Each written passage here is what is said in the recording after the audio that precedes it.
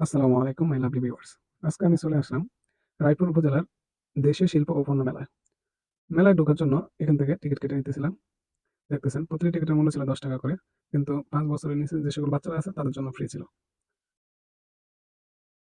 আসলে মেলা হচ্ছে এমন একটি জায়গা যে স্থানটিতে সকল পর্যায়ের জিনিস একত্রিত করে বিভিন্ন ধরনের সংস্কৃতিকে একসাথে প্রদর্শিত করা হয় এবং উৎসবের মাধ্যমে একটি বিশেষ অনুষ্ঠান পরিচালনা করা হয়।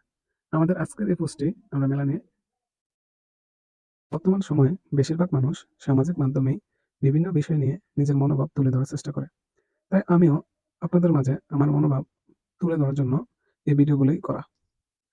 মেলার আক্ষরিক অর্থ হচ্ছে মিলন। আসলে মেলায় গেলেই বোঝা যায় মেলার অর্থটা। কারণ মেলায় একে অন্যের সঙ্গে বিনিময় হয়। অনেকেই আছেন যারা মেলাতে ঘুরতে গিয়ে অসীম আনন্দ খুঁজে পান। তাই তো মেলাগুলোতে ভিড় জমে। মেলা এমন একটি আনন্দ সমাগম যা প্রাচীনকালের ঐতিহ্যকে বহন করে থাকে এবং প্রাচীনকালে হারিয়ে যাওয়া সেই জিনিসগুলো মানুষের সামনে পুনরায় উপস্থাপন করে। সাধারণত মেলা বৃহৎ কোনো স্থানে অনুষ্ঠিত হয়, যেখানে লোক সমাগম বেশি এবং সাধারণ মানুষের চলাফেরা বেশি।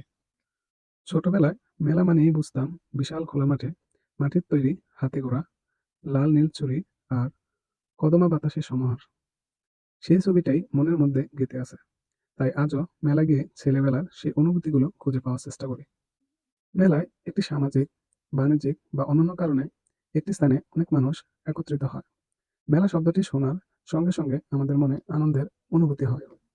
একটু লক্ষ্য করলেই চোখে পড়বে যে মেলাগুলোতে সকল শ্রেণীর মানুষ, অর্থাৎ সকল ধর্মের মানুষ একত্রিত হয়। সেখানে কারোর প্রবেশের কোনো রকম বাধা থাকে না। সকল ধর্মের মানুষই অংশগ্রহণ করতে পারে।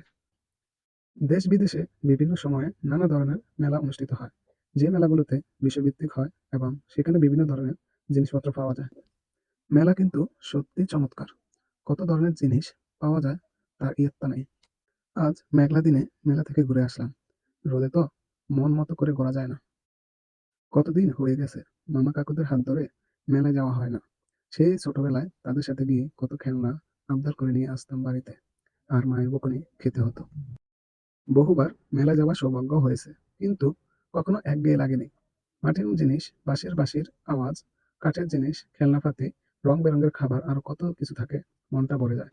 মাঝে মাঝে মেলায় যাওয়া উচিত। কারণ মেলায় গেলে অনেক সময় বহু পুরনো মানুষের সাথে দেখা হয়ে যায়, যাদের সঙ্গে সচরাচর কথা হয়নি বহুদিন।